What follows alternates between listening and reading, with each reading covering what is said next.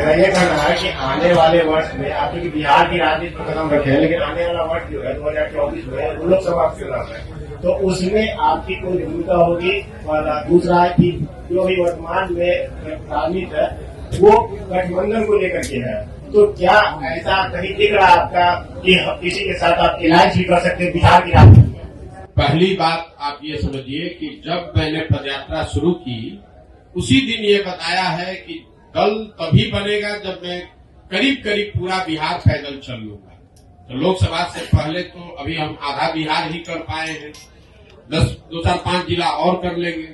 लोकसभा से पहले जन स्वराज दल बनने की संभावना तो मैं नहीं देखता हूं, लेकिन अगर लोग ये चाहते हैं कि वो चुनाव लड़े, जो लोग जन स्वराज परिवार से इस परिकल्पना सोच से जुड़ रहे हैं, और अगर वो तय करते हैं कि चुनाव लड़ा जाए तो उन जगहों पर चुनाव लड़ सकते हैं। लेकिन जो चुनाव लड़ेगा वो निर्दलीय के तौर पर लड़ेगा।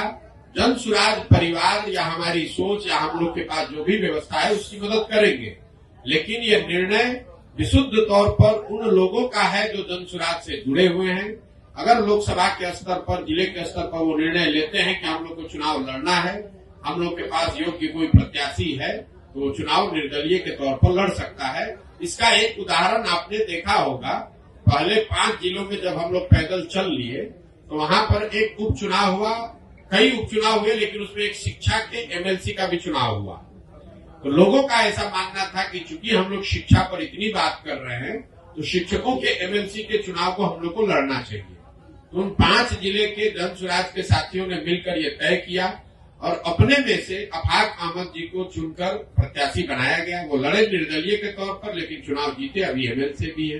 तो लोकसभा में ये संभव है कि जन स्वराज के जो साथी जिन जिलों में हम लोग पदयात्रा कर चुके या जहां पर वो संगठन बन गया है, वहां पर अगर वो तय करते हैं कि चुनाव लड़ना है, उनके पास उनकी नजर में कोई योग्य उम्मीदवार होगा तो उम्मीदवार निर्दलीय के तौर पर लड़ सकता है। जन स्वराज दल के तहत कोई चुनाव लड़ने की अभी संभावना नहीं है।